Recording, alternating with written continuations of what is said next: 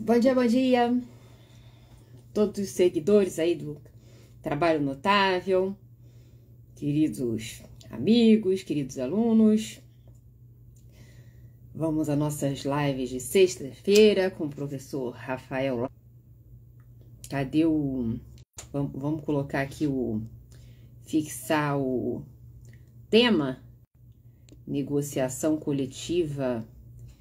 Ei, Soraya, bom dia, buenos dias.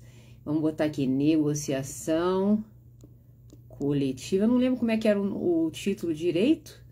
Vou botar negociação coletiva criativa. Vou botar assim, tá? Pronto. Aí depois qualquer coisa o Rafael briga aqui. Criativa. Criativa. Tudo bem. Semana de frio. Negociação coletiva criativa. Pronto. Com Rafael Lara e professora Carol Tubia. Fixar comentário. Já fixamos. Ué, não fixou não? Peraí. Fixar comentário. Pronto. Ó, Rafael já entrou. Já vou chamar aqui. Meu amigo. Eu fixei o tema. Ué, eu já apertei fixar 2 vezes, o negócio não entra? Peraí. Eu, hein? Nossa, que Que? imagem horrível. E que tá com sol atrás. E aí, meu filho, tudo bom? Eu tô bom, e você? Bom dia! Bom dia. Que casa é essa aí? É sua casa? Não, é a Casa do Compromisso. Ah, tá. Quando a gente está fazendo nossos momentos para ouvir a advocacia do Estado de Goiás. Um dia eu vou fazer lá da minha varandinha, que vocês vão ver bonito. Eu tenho uma vista bonitinha aqui. Semana Bom, que vem vou fazer de lá, para dar uma me inspirada. diga lá, Carol, como passou a semana? Tudo bem, e você? Essa semana eu dei Passei aula bem. todo santo dia. Vixe Maria, gente. Como é que é? Essa semana eu dei aula todos os dias, e alguns dias 2 vezes por semana. Pois é, você me falou que estava bruto o negócio, né? Essa semana tava puxado. Hoje ainda tem reunião, ainda tem coisa. Mas vamos lá. Tá bonita essa gravata aí, hein? Obrigado. Você não fixou o tema. Você escreveu, mas não Eu fixou. já escrevi 2 vezes essa porcaria e não fixou. Eu, hein? Fixar. Eu vou pedir para abrir uma sala ali. Hum. Vou botar aqui de novo. De frente para o mar, a vista da varanda Carol. Isso é, Paula. Não, não é de frente para o mar, não. É de frente para a lagoa aqui da Barra. Mas aí você dá para ver o mar ao fundo mesmo. Deixa eu ver aqui. Eu vou escrever de novo, que já sumiu aqui. Mas qual que é o tema mesmo? É negociação coletiva criativa, Pode ser, eu vi, gostei. né? Vou botar aqui. Pronto. Vou ali para dentro, Ah, porque ali dentro, além de eu ter não ter essa luz atrás de mim, o áudio vai ficar melhor. hum. Olha essa coisa colorida. Carol, vamos começar? Sim, fala aí. Fale você, o que você chama de negociação coletiva criativa? Deixa eu só conseguir. Agora fixou, né? Fixou, pronto. E o Luciano aí? Olha que querido. Olha só. Convida para entrar. Luciano tá aí, convida para entrar. Fala, Luciano, você pode entrar, porque coletivo é com ele. Deixa eu ver se ele entra aqui. Agora, bom, deixa eu te falar. Antes da Lei 13.467, da reforma, né? A gente tinha uma advocacia muito tímida para assessoria de negociação coletiva. Na verdade, aquilo ficava muito na mão dos sindicatos, um tanto quanto paralisados, né? Pouco estimulados, porque numa certa zona de conforto. Você tinha o judiciário também com uma intervenção muito, muito firme, muito acima do que eu imaginava que fosse o ideal. e aí você acabava que as negociações coletivas, elas se resumiam a você cortar e colar uns pedacinhos da lei mais bonitos, né?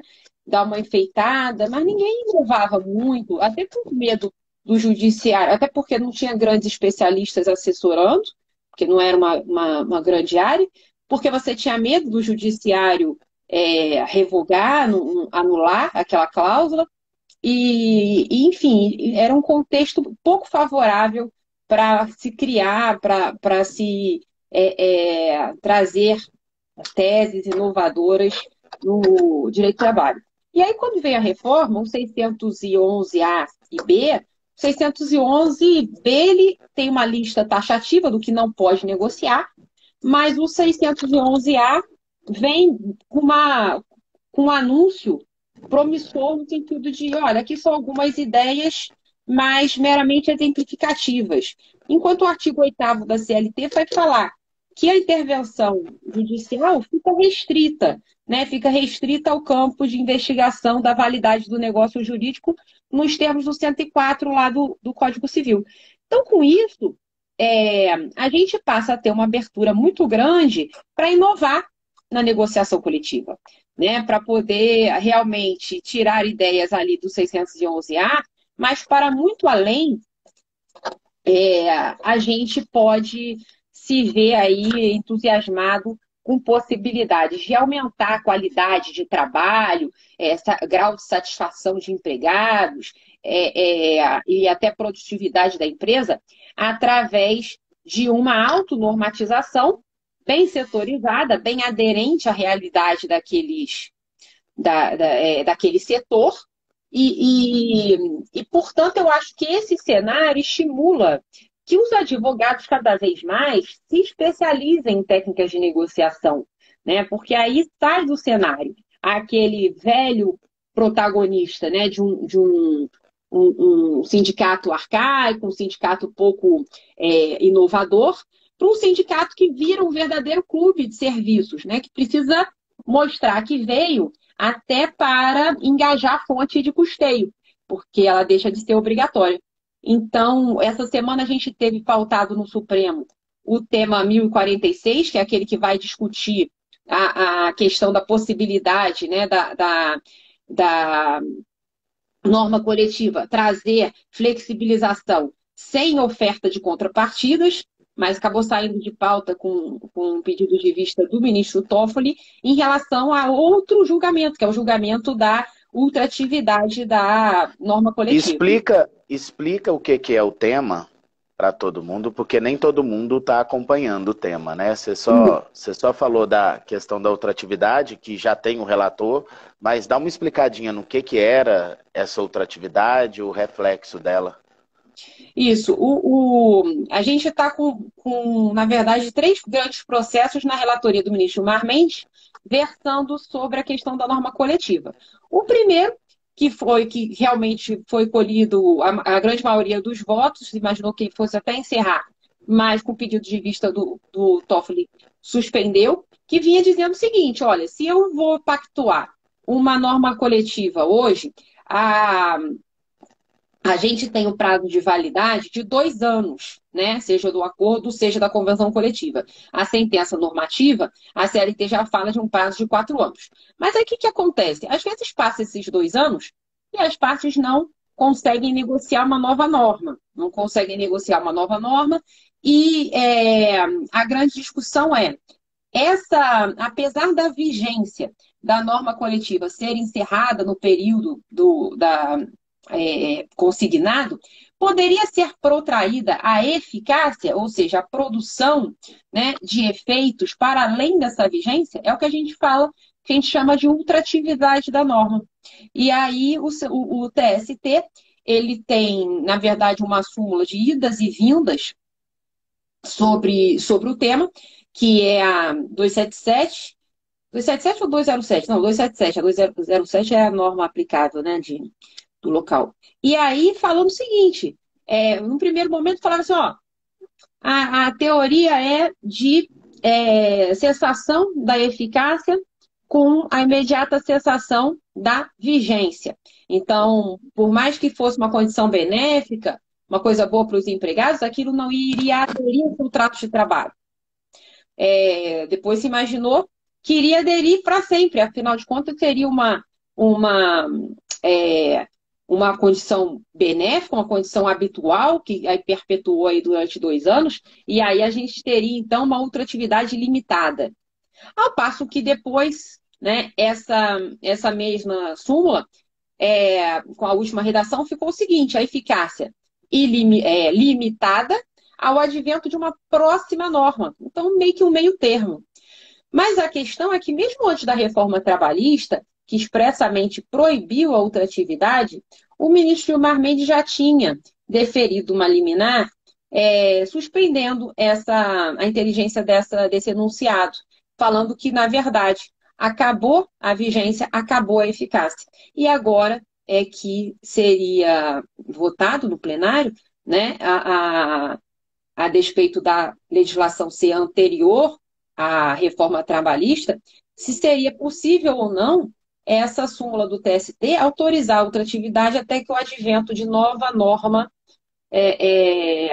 superasse. Tanto é que a ministra Rosa votou nesse sentido, né, Rafael? Falando assim, olha, no meu entender, até perdeu o objeto essa ação. Porque quando vem a reforma falando expressamente que acabou, que não pode ser mais ultrativa e que a validade coincide, a vigência coincide com a eficácia, a questão teria sido superada.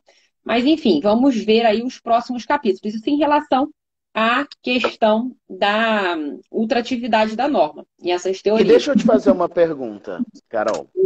Sua Não, interpretação. Acho digno. Ah, Deixa eu te fazer uma pergunta sobre sua interpretação a respeito disso. Ultratividade. Temos situações em que você está em negociação coletiva e a gente passa da data base. Então, em tese, a partir daquele momento, não existe mais a negociação coletiva. isso. Ante a ultratividade, as cláusulas caíram. O que acontece na prática é que a gente negocia depois e isso retroage a data base. A gente sempre coloca lá, ó, tá retroagindo a data base, fica tudo certo, né? Fica tudo lindo e maravilhoso. Mas imaginemos duas situações. Primeira situação. Existe ali uma previsão no instrumento coletivo de pagamento de um prêmio, de algo com natureza premial por força de instrumento coletivo. Uma assiduidade, algo do gênero. O que eu já vi até como uso de argumento de negociação sindical? Entendam os advogados que a partir daquele momento que passou a data base e que eu continuei pagando, eu deixo de estar pagando em virtude de uma obrigação coletiva e passo a pagar por deliberalidade. E se eu estou pagando por deliberalidade, o que acontece na prática? Aquilo vai fazer parte do contrato. Saúde. Ai! Respira bonitinho. Aquilo faz... É porque não espirrei. Aquilo faz parte do contrato de trabalho, né? Isso e aí eu já desnaturo a cláusula se eu não negociar. E aí, naquela condição em que o empregador estava concedendo aquele benefício, ele sai de concedente de um benefício para... não é vítima. Okay. Ele passa a precisar do sindicato de empregados naquela negociação para não perder a natureza jurídica da sua cláusula. E isso muda a cor da negociação, isso muda a forma de negociar e a empresa ou o sindicato patronal passa a estar numa situação delicada. Se o sindicato de empregados fala, não, então não vamos colocar, né? Como que você vê isso? Cara, eu canso de falar isso para cliente, porque fica aquela aquele frisson quando acaba a vigência e o cara fica naquela, né? Tô pagando, mas porque fica com medo, realmente. Aquela coisa vinha acontecendo. Às vezes você tem 3, 4 acordos coletivos sucessivos dando um determinado benefício, e aí o empregado, até o jurídico avisar para o RH que acabou a vigência, o cara já pagou uns 3 meses de bobeira. E aí pagou sem lastro, assim, sem fundamento jurídico na convenção. Quer dizer, qual que é o fundamento? É a liberalidade do empregador. E o que é liberalidade incondicionada, né, habitual, benéfica, você não vai poder mais tirar depois que, por força do 468, porque vira realmente uma condição incorpórea. E aí, quando a empresa se vê fazendo isso, a gente você fica, na verdade, não é, fica meio que refém do sindicato, né? Você perde muito o poder de barganha na negociação, porque aí você realmente depende da negociação ser bem sucedida em relação àquele ponto para poder embasar, dar um lastro nos pagamentos. Ah, também está comendo, né? Ó, mas Pão você vê de que queijo quentinho, saiu agora. Mas eu tô te falando que essa campanha vai te engordar. Porque é negócio de churrasco, é feijoada, é pão de queijo. Tava comendo aqui uma manga, Eu não comi timidamente. nada hoje, gente, pelo amor de Deus. Mas aí tu já tá em negócio de casa, de compromisso. Eu só vejo esses Tá, negócios no teu story. Acumulança. então vamos lá. Então vamos lá. Então, quando você está na negociação, você informa a empresa, sugere, para não dizer determina, que se pare de pagar os benefícios previstos na convenção até o avanço da negociação? Eu falo, para notificar os empregados, fazer um aviso institucional, suspendendo o pagamento em virtude é, é, do avanço mais lento da negociação, qualquer coisa assim. Ou então que eu acho que não tem. Manda a Soraya me respeitar. Eu não vi, acho que não estava lendo agora, Ela não. falou que eu já tô com o rosto mais redondinho. Não, isso ainda não está aparecendo, não. Mas que essa campanha E os estimula. clientes obedecem? Não, aí fica super, principalmente Ah, bom. quando a empresa pública, né, eles ficam assim contrariados, porque você tem aquele andar mais lento, e aí, não, doutora, não podemos suspender isso, o pessoal vai fazer greve, vão acabar com a gente. Eu falo, bom, aí tem uma solução que eu acho assim ridícula de ineficaz, mas muitas vezes o cliente faz, né, naquela ilusão, me engana que eu gosto, que é um aviso institucional, assim, olha, estamos pagando em virtude da expectativa, é, da expectativa de avanço da negociação, nesse sentido. É assim, efeito zero, né? Mas quando o cliente é desobediente, eu falo, cara, pelo menos tenta atravessar alguma coisa para não mostrar que é só liberalidade, sei lá, para dar uma condicionada, né? Para você ter Pelo menos uma algum. comunicação dizendo. Pelo menos eu fiz isso uma vez, a empresa não queria deixar de pagar, porque 99% não obedece, a verdade é essa. Mas uma vez a empresa não queria deixar de pagar, e aí falou, não, vamos dar um jeito. Eu elaborei uma notificação assim, que como venceu a convenção coletiva, ultrapassou a data base e não havia negociação, que tais direitos passavam a não fazer parte do contrato de trabalho. Aí eu listei. Aí eu coloquei abaixo assim. Mas, pautado na boa-fé, e para que não haja prejuízo aos trabalhadores, a empresa informa que continuará pagando até que seja avançada a negociação coletiva e que irá cessar o pagamento caso a negociação se encerre sem incluir as referidas cláusulas. Sei que na prática a gente não vai resolver o problema, mas leva aqui uma proteção moral e jurídica, até trazer os trabalhadores aí para a compreensão do tema. Mas, Carol, me dê aí pelo menos uns 2 exemplos de negociação coletiva criativa, agora que a gente já fez essa boa introdução técnica sobre o tema. Olha, uma que eu mais gostei, é tão simples, é tão boba, mas eu achei o máximo. Foi é, de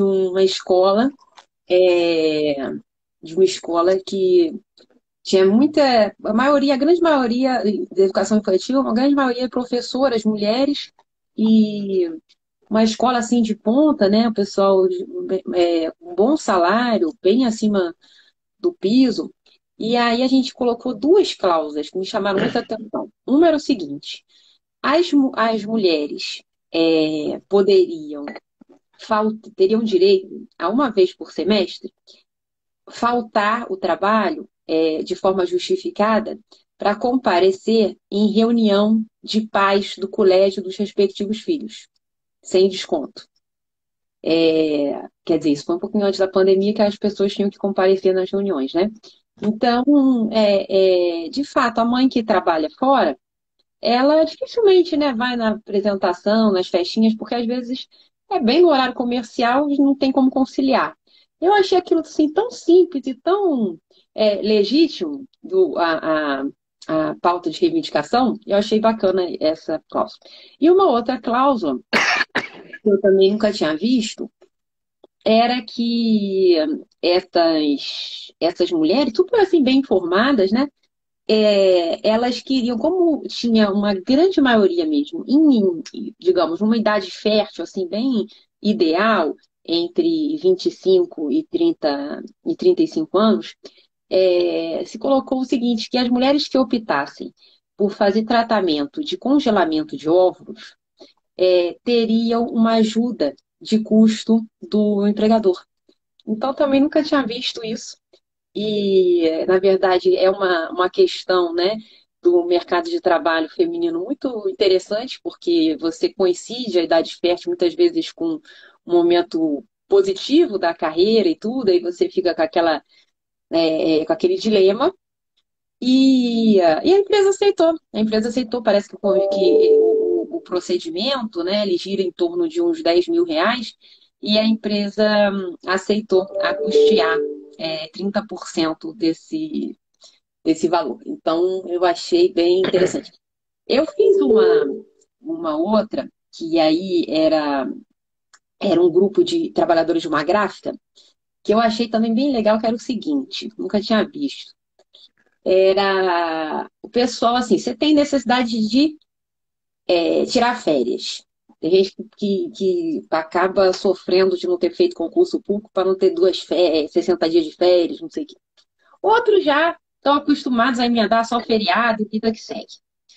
Então a empresa tem, né? Você pode, lógico, tem um abono de férias, você pode vender os 10 dias de férias para a empresa, mas o que se queria ali? Se queria que entre, por exemplo, eu, Carolina, preciso muito tirar férias. Você, Rafael, não precisa tanto. Daí, ao invés de vender as férias para a empresa, eu também posso comprar essas férias. Olha que loucura. Eu acho que isso aí é meio nulo, tá? Eu fiquei assim super na rua. Mas todo mundo ficou favorável. Então, assim, ao invés de vender para a empresa, que a empresa só pode comprar 10 dias, eu vendo para a empresa, vendo para o Rafael, vendo para o Luciano, entendeu? Inclusive, quando eu vendo para Rafael tem que me pagar o que a empresa pagaria com um acréscimo mínimo de 10%. Bem doido, né? Bem criativo, assim. Mas tá quase acabando a vigência até. Ninguém contestou no judiciário. O pessoal ficou feliz e se vendo em férias. Na Mas verdade, ele só vai contestar daqui 3, 4 anos, preocupa não. mas o das mulheres eu achei mal barato. Acho que não tem vício nenhum, não.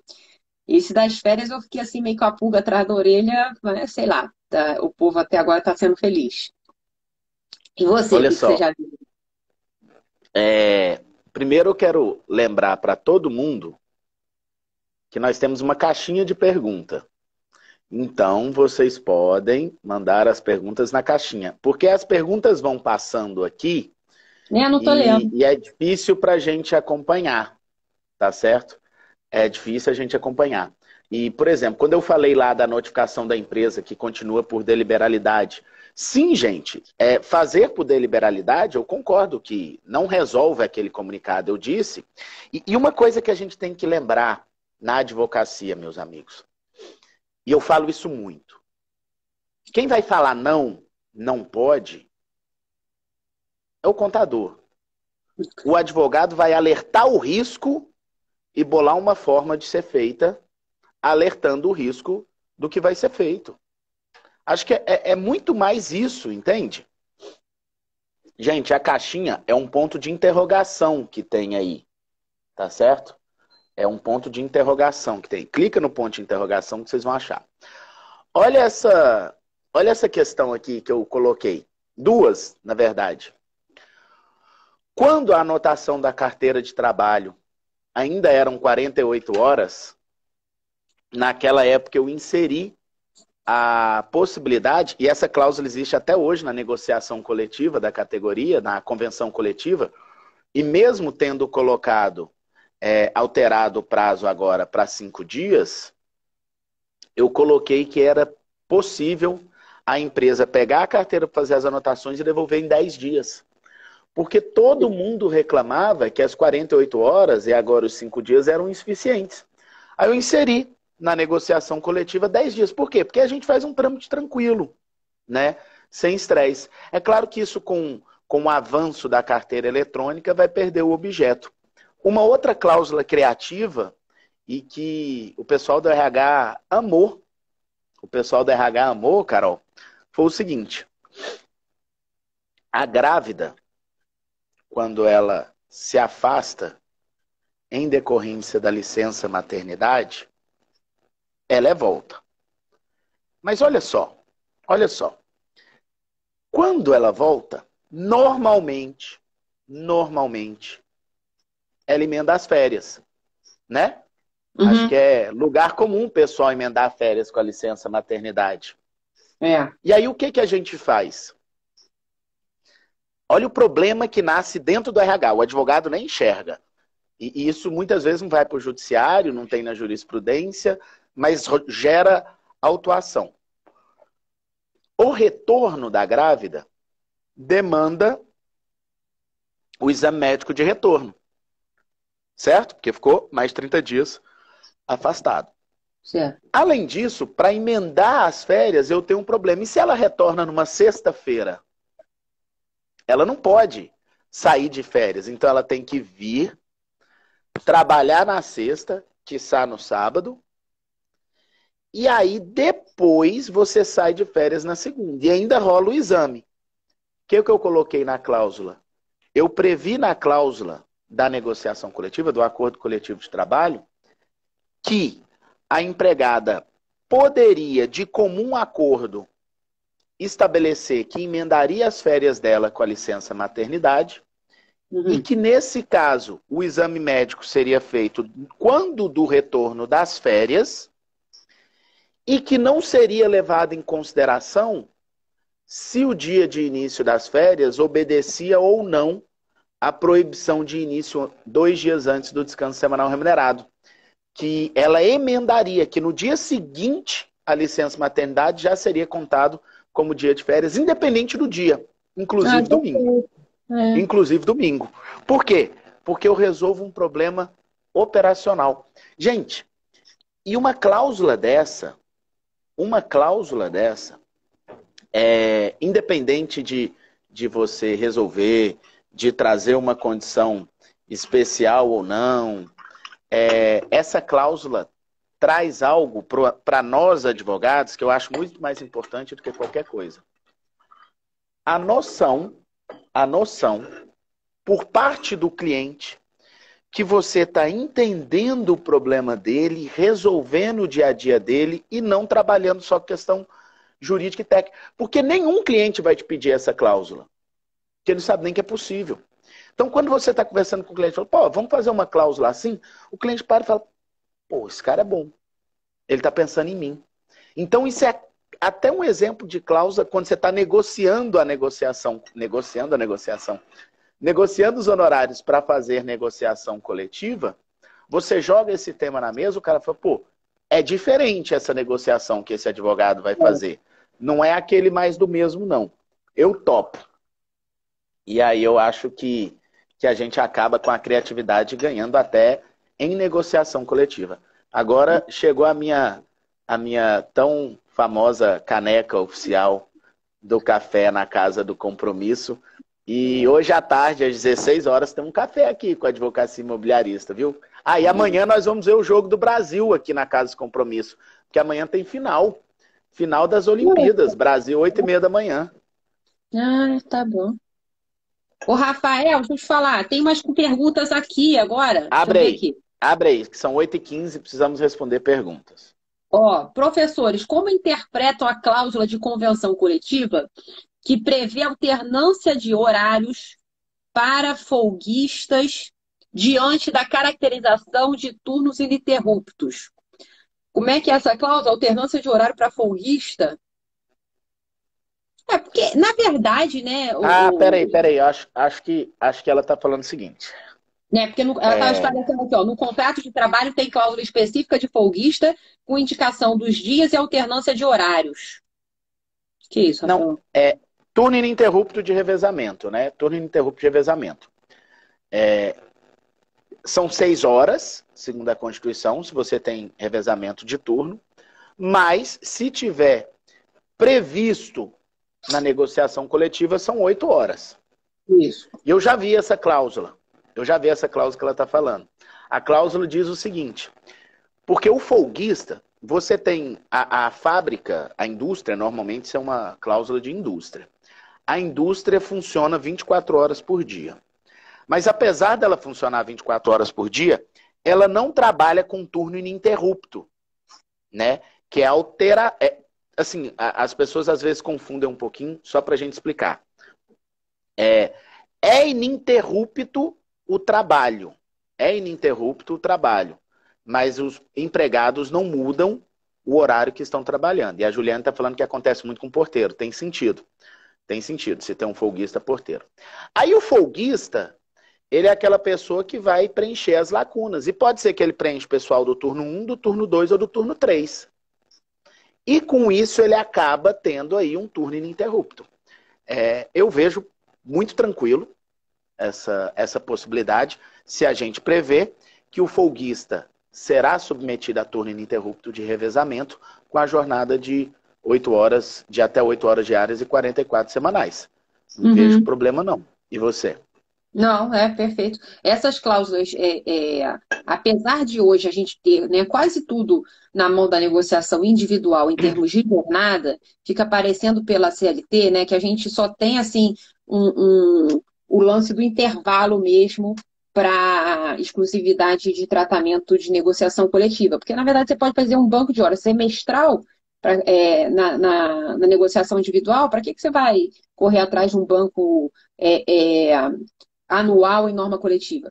Então, eu acho até que o tema jornada acabou ficando, tá ficando um pouco deixado de lado, tem sido deixado de lado nas negociações coletivas. Mas a gente tem que lembrar, né, Rafa, que o campo da negociação coletiva, ela dá muito mais segurança para ambas as partes em termos de validade do negócio jurídico. Você permite, por exemplo, essas questões de escalas, de turno, turno de revezamento, a questão das 6 horas, que é o que a Constituição fala, ela necessita especificamente de norma coletiva para virar 8. Então, assim, tem muito o que fazer e de otimização da legitimidade, por mais que não pareça tanto, no campo de jornada. Eu acho que costumo fazer, em toda negociação, um capítulo bem denso, sabe? De jornada, de coisas que a gente pode aproveitar. Até de faltas. Eu coloco tudo, até aquelas que a empresa não vai precisar. Isso, por exemplo, a redução do intervalo, Carol, né? Redução de intervalo. Eu coloco lá que o intervalo poderá ser reduzido. E aí, muitas vezes, o pessoal fala, mas eu não tenho interesse. Cara, mas vamos colocar. Por que vamos colocar, gente? Todo mundo aqui já fez ou já defendeu uma reclamação trabalhista e que o empregado voltava inadvertidamente do almoço com 53 minutos. Isso E aí. aquilo gerava uma condenação grande no passado, agora gera uma condenação menor, mas continua gerando condenação. Se a cláusula existe, você mata esse passivo. Mais uma cláusula que você vai explicar para o cliente que você está fazendo pela parceria advogado-cliente, ele vai perceber que você está enxergando esses problemas. Eu acho perfeito mesmo. Bom, outro Tem caso. caixinha? Tem caixinha? Peraí. Mas cota de aprendiz pode ser reduzida em norma coletiva? Boa pergunta, né? Diz o TST que não, Carol. Diz o TST que não. Nós temos aí precedentes do Tribunal Superior do Trabalho dizendo que cota não pode ser negociado, nem de aprendiz, nem de PCD.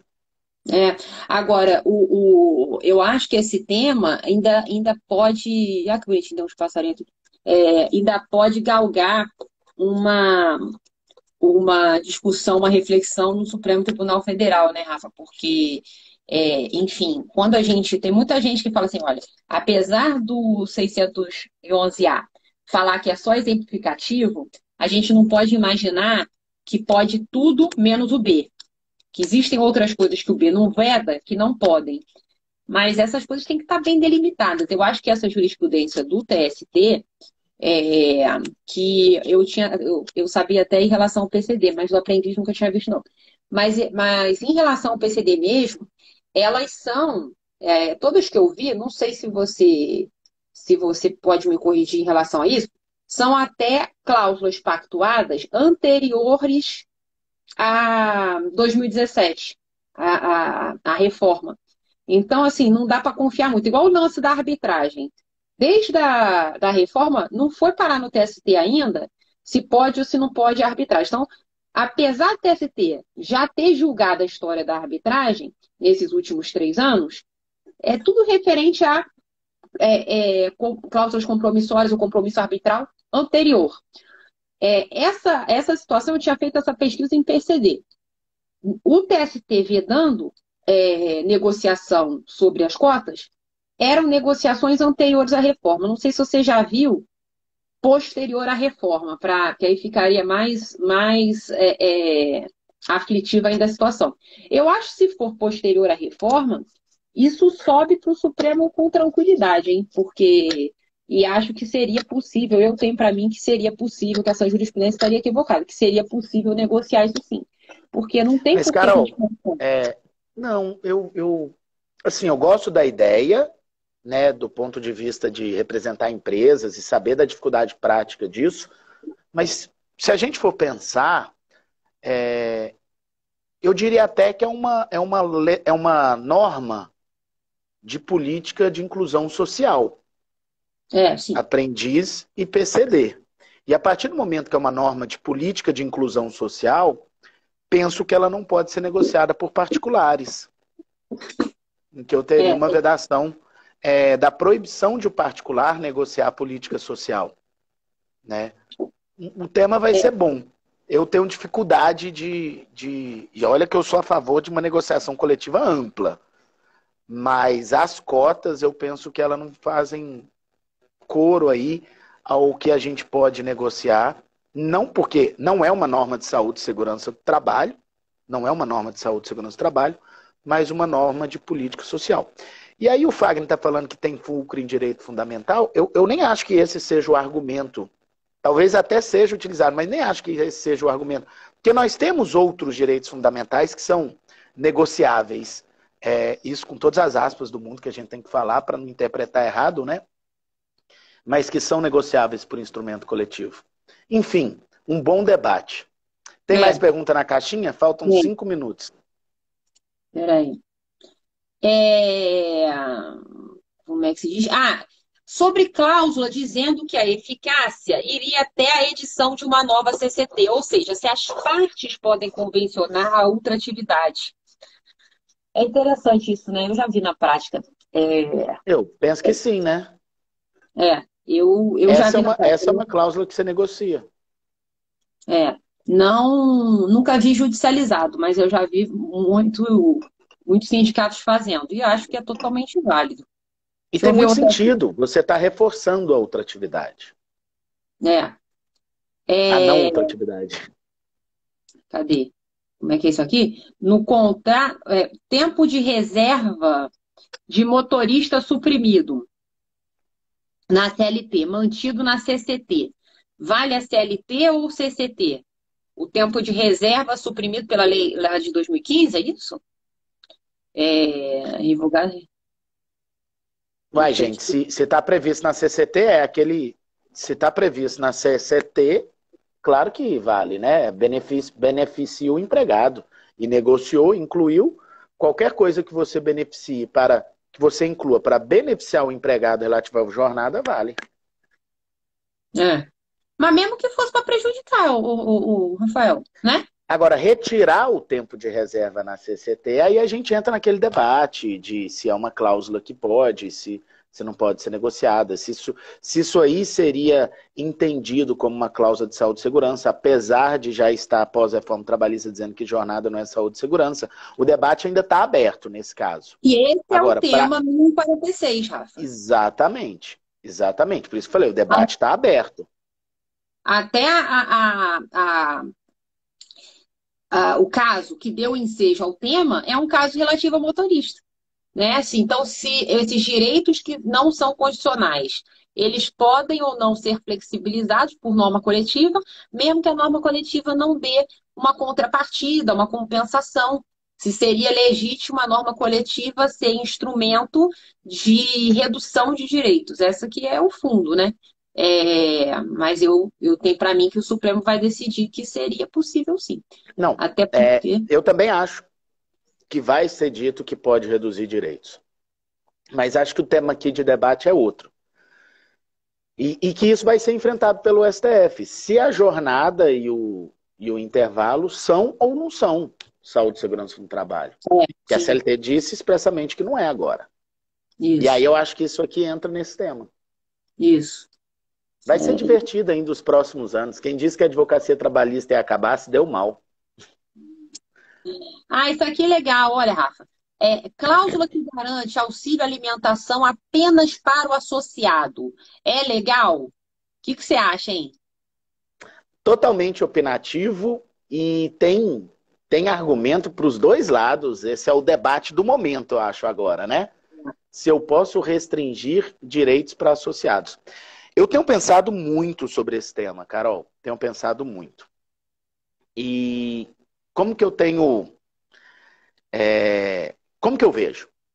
Primeiro, isso é uma burla à liberdade associativa, de associação sindical ou não? Essa é a primeira pergunta.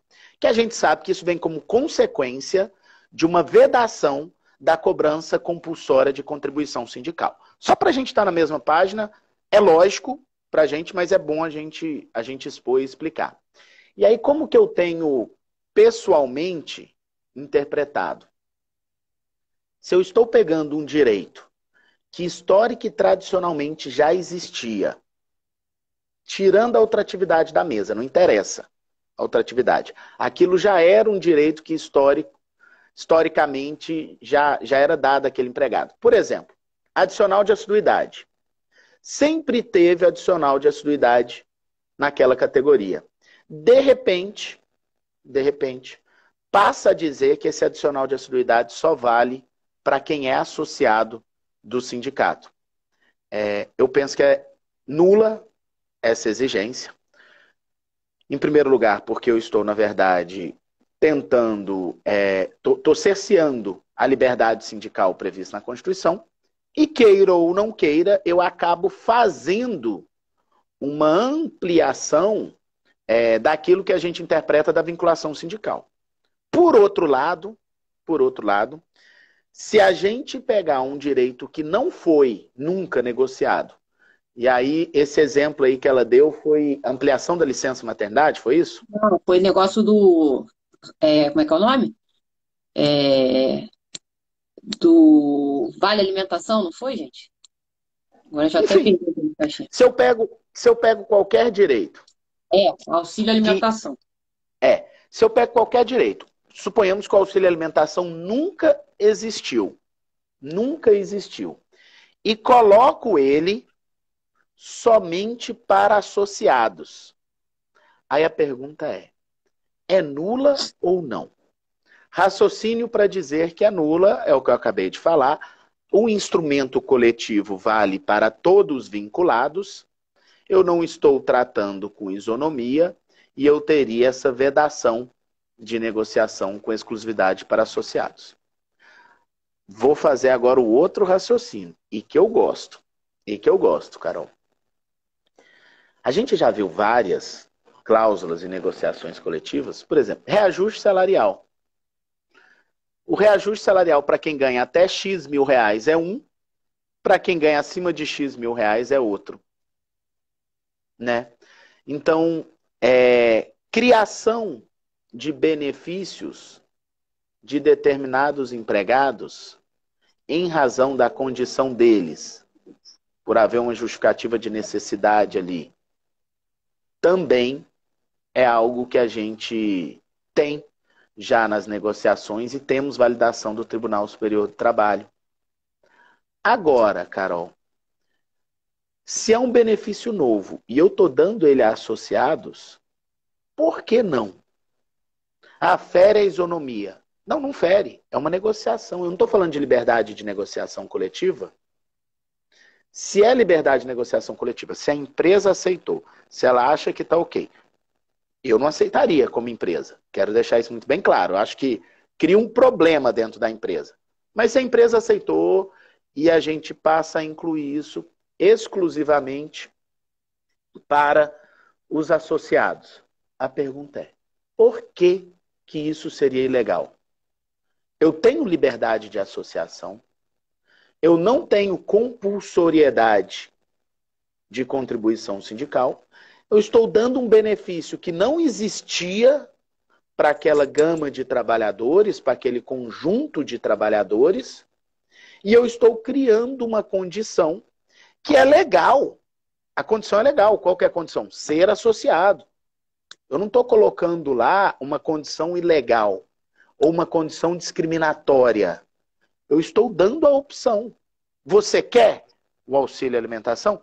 É o mesmo raciocínio quando eu estabeleço, por exemplo, um seguro e eu prevejo uma contrapartida do trabalhador a esse seguro e o trabalhador pode dizer, não, eu não quero dar a contrapartida. Não, então você não vai ter o seguro. Tudo bem, eu não vou ter o seguro, eu não quero a contrapartida. Isso é legal.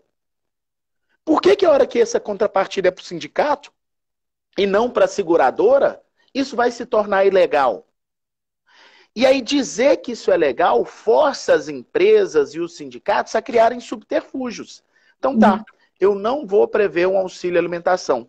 Eu vou prever, eu não vou dizer o nome para não polemizar, eu vou prever algo que vai trazer uma série de benefícios para o trabalhador e que isso vai ser pago e se ele quiser ele vai se recusar a pagar e não vai ter essa série de benefícios que é um terceiro que está pagando. E esse terceiro vai ter retorno para o sindicato.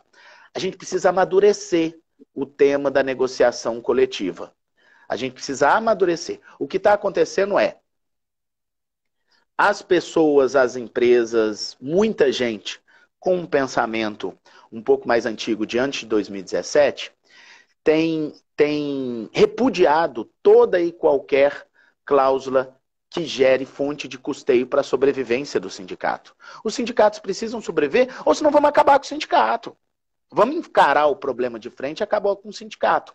E para finalizar o raciocínio, tenho dúvidas se a gente poderia fazer isso por convenção coletiva.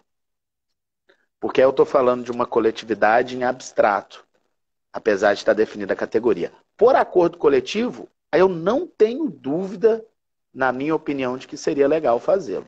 Não sei o que você pensa, Carol, mas passamos do horário, desenvolve seu raciocínio para a gente encerrar.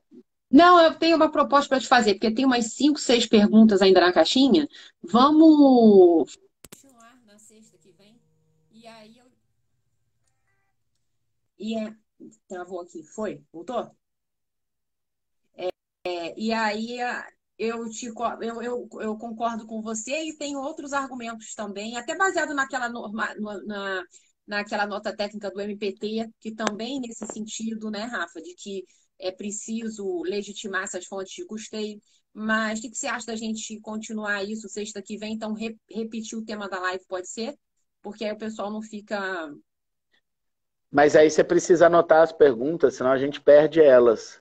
Isso, eu Você vou precisa fazer isso, fazer um tá? print aí. Você precisa Vou fazer dar. um print aí agora antes da gente encerrar, porque senão a gente Aham. perde as perguntas. Peraí, calma Bem, então. meus amigos notáveis, para quem perguntou, então, essa live acontece toda sexta-feira, das 7h45 às 8h30 da manhã. Esperamos vocês aqui na sexta-feira da semana que vem. Nós vamos dar continuidade a essas perguntas e vamos trazer outras cláusulas de negociação criativa. Para quem ainda não é da comunidade notável de prática trabalhista, lamento informar, mas não existe possibilidade nesse momento de ser. Talvez em setembro a gente abra uma outra turma e vocês serão muito bem-vindos. Para quem for de Goiânia, Carol, quero deixar aqui o convite. Hoje, 16 horas, a gente tem um café com a advocacia imobiliarista e amanhã temos café da manhã na Casa do Compromisso. Obrigado, querida. Tá bom, Rafa, obrigada.